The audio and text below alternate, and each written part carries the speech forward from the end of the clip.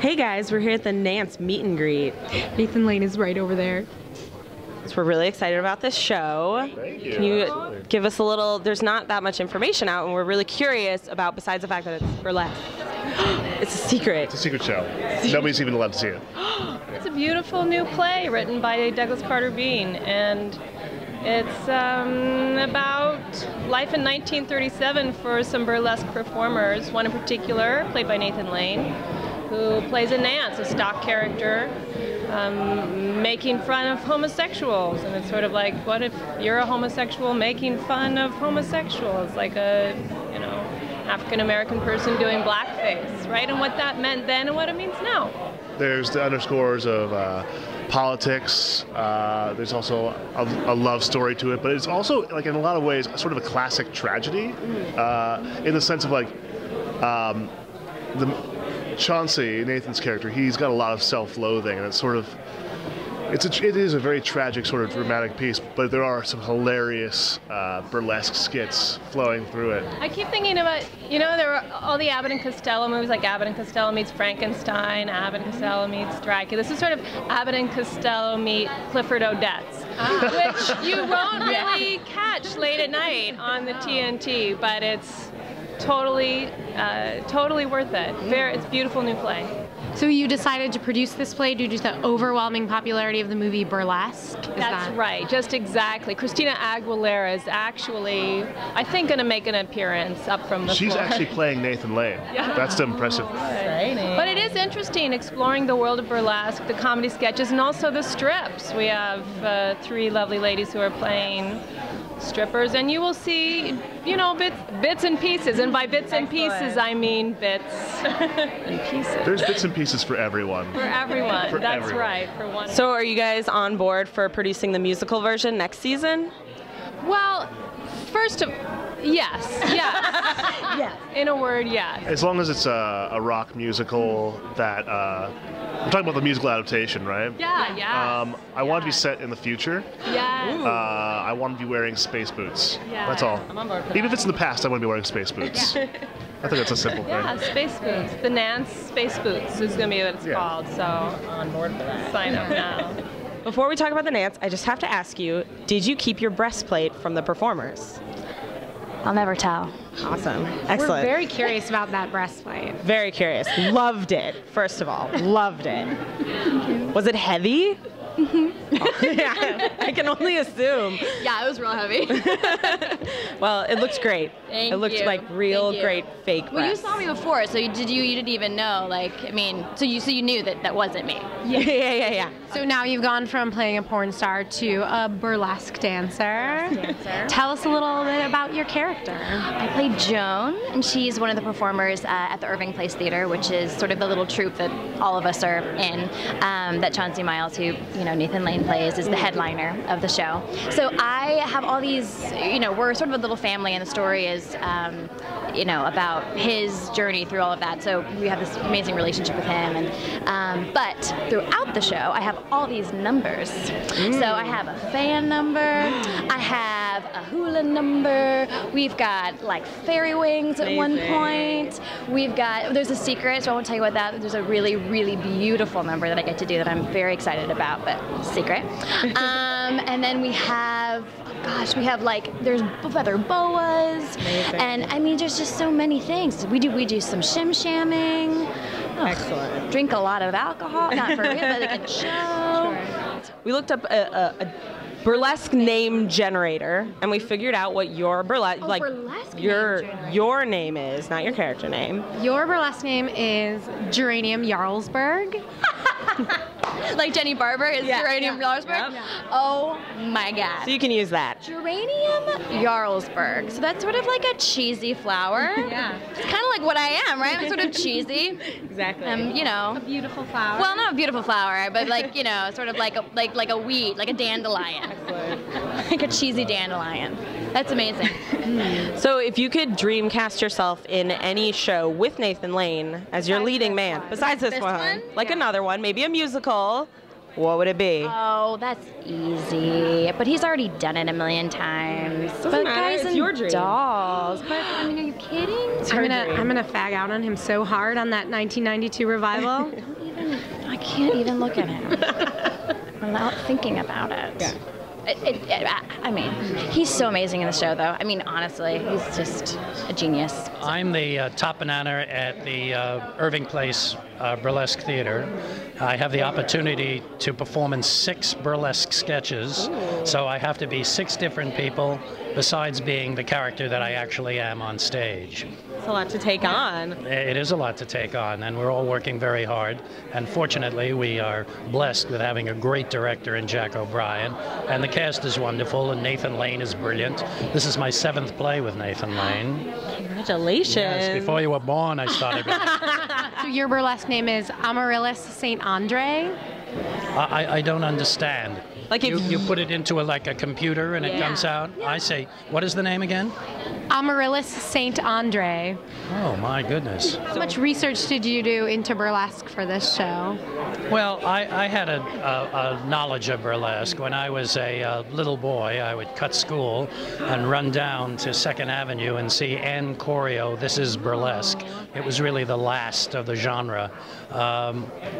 There's also a wonderful movie called The Night They Raided Minsky's, which actually replicates a lot of the sketches that we're doing. But the sketches that we're doing are kind of surrealistic in that they mirror what is going on in the real life of Chauncey Miles, which is Nathan Lane's character. And they bear a relation to the actual vaudeville sketches, burlesque sketches, but they've also been reconceived by our playwright Douglas Carter Beane. Interesting. Yeah, no, it's a really interesting piece. You are such a versatile actress. Thank you. Belle, Beauty and the Beast, Daniela in The Heights, Lucille Frank in Parade. So if you could dreamcast yourself, colorblind, genderblind, any show, who would you play? What's your dream role? Oh my gosh. I have to say, I'm a little spoiled. I'm looking for that person to write that role for me. I've been really blessed to do so many different ones, and it'd be great to see somebody write everything I can do into one. Seriously. So that would be the dream. Basically, they just haven't written musical theater good enough for you yet. Oh, I wouldn't say that. Pretty much. Bless you. Pretty much. In the meantime, I'm just biding my time in the League of Justice superheroes here at the Nance. That's what they should call it. Yeah, this is an unbelievable group of talented people, and I'm having a ball. I play Carmen, the Latin third of the 3 burlesque performers, and we are really trying to portray in the show kind of a mirror of what our real lives as live performers are. You get to see us be on stage and do all of the hilarity and antics that burlesque requires of us, and then you get to see who we are as people off stage. And so it's been really fun. It's almost like creating 2 personas for a play instead of the usual one. Yours is Lavender Bourson. I love it. You can use it. Wait, Bourson like cheese? Again. A bunch of the last names are cheeses. But please explain to me how you came up with that. I Googled burlesque name generator, and it took me to a website, and then I put your name in. And that's it? Yes. Lavender Bourson. Yeah. Okay. All right. Can use it. Nice. Personal Yeah. life. At least maybe on my costumes I'll have it sewn in backstage. or something. Yeah, I'm Nathan's love interest, lover, and we meet sort of at the beginning of the play. My character is new to the city and is kind of coming here to discover the person I feel like I'm meant to be. So I kind of come here with an open heart and things like that. And I meet Nathan early on, and then we go through these ups and downs and everything of a love story. Is Nathan Lane a good kisser? Wow, that's you're throwing the tough questions at me. All I have to say is it's odd kissing a man because you get the scruff, which I don't know how you. I'm a lesbian, so I'm not on board with scruff. So you just don't even know. Okay, well it is odd to kiss a man and have the scruff, and I don't know how, like, if I need to moisturize more or something, because I get a little red sometimes. Yeah. It's an interesting experience, but I mean, sure, as men go, I think he's probably an amazing kisser. Excellent. Good to know. Yeah. Jean-Kiel Bourson. Oh, so I'm French. Yeah. That's cool. I support that. I like French music? people. Start your own burlesque show? Sure. Can I become a French jazz singer? Because I love that. I would love to become a French jazz singer. That's my other hobby, other life. All right, cool. Thank you for letting me know. Of course. Yeah. So would you be on board for the full musical version of this? Yeah, I mean, I don't really sing and dance. I'm actually, I think, the only person in the play that doesn't have a musical theater background. So for me, it's actually an amazing experience to see. I mean, our choreographer is incredible. The music guys are amazing. And to see, obviously, these talented performers all work together. I've never really had an experience like that. So it's amazing to see how a musical would work. Although this is not a musical, it has the aspects. So, but yeah, I don't have that kind of background. So, but I would love to try. Exciting. Dancing's fun. I could try and sing, I think. She is Sylvie Sylvain, a Catholic communist stripper. Ooh. And that kind of sums her up. You know, she takes off her clothes to make a good living, and she is a advocate for social change. Excellent. Yeah. So excited to be back with Nathan Lane, I'm sure. So excited. I imagine you guys just have drunk brunch every Sunday. Do you? Unlimited mimosas? Oh, Keep my dream alive. I'm so too old for drunk brunch anymore. But, God, the memories of drunk brunch make me happy. I'll tell you that. Yeah. Yeah.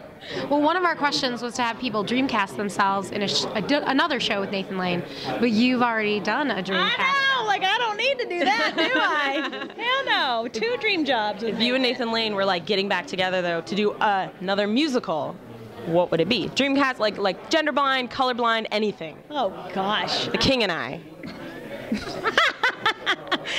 Yes. Right? That's what I want to see Nathan doing next, is the King and I. Yeah, absolutely. Is he the king or is he Anna? Oh well, see, I would definitely be a good king. Yeah. You guys could do it in rep. I don't know. Well, okay. Yeah. Okay, yeah, set it up. Or maybe we'll be Mame and Vera. Right? No, but we really need to make that happen. Right? Come on. Mame and Vera. That's Love kind of Mame. awesome. That's amazing. Yeah. Oh, next season. The next season you're gonna see it. Yeah. And we're gonna play that in rep. So sometimes I'll be Mame, sometimes I'll be Vera. And sounds amazing. Okay. Tony's all around. Oh my God. We'll be able to win 2. Yes. Because we play both cards. Yeah. Yep. Definitely. Calla Lily Parmesan. I love that. Oh my God, that's so sweet. See, my mother thought my stripper name should be the Eiffel Tower. That's good. That's a good one. That's Your mom my knew. mother's idea. She knew. She came up with that. Yeah. Excellent. You should use it.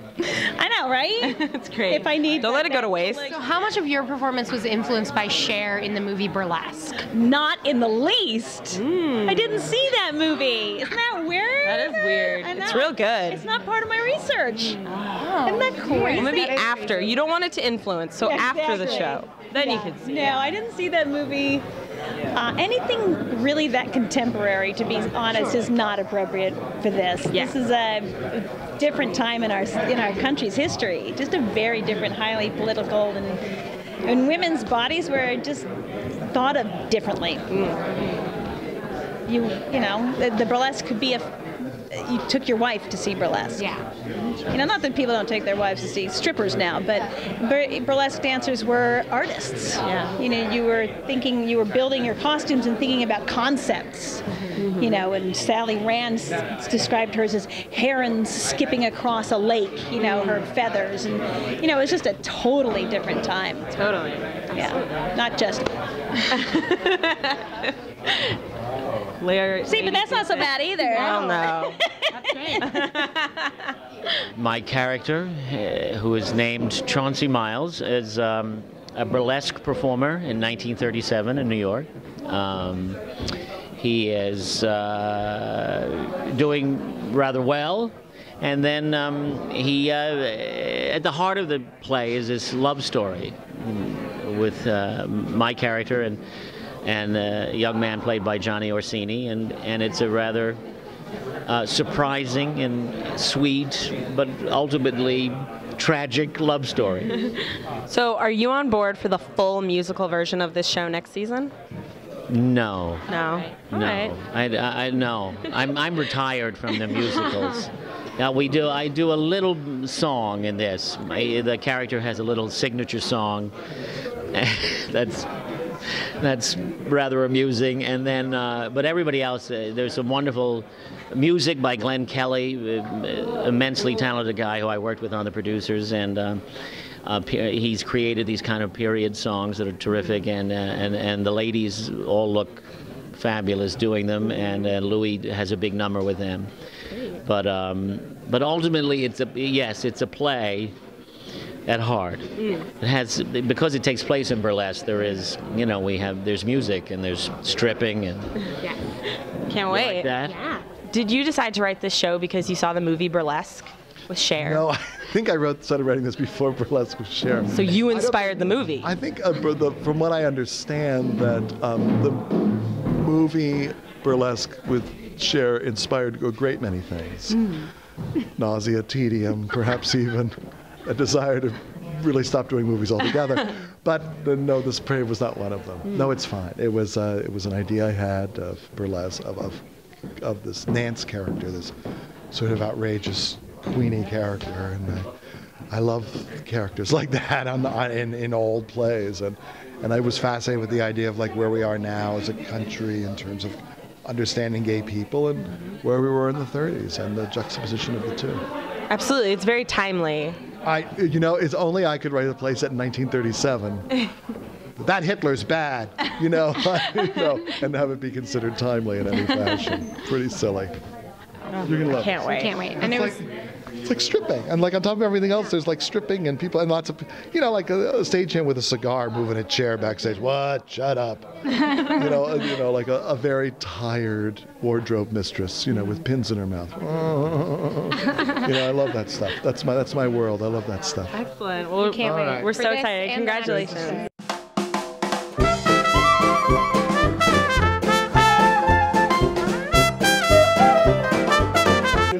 And I'll tell you a secret, not for the microphone.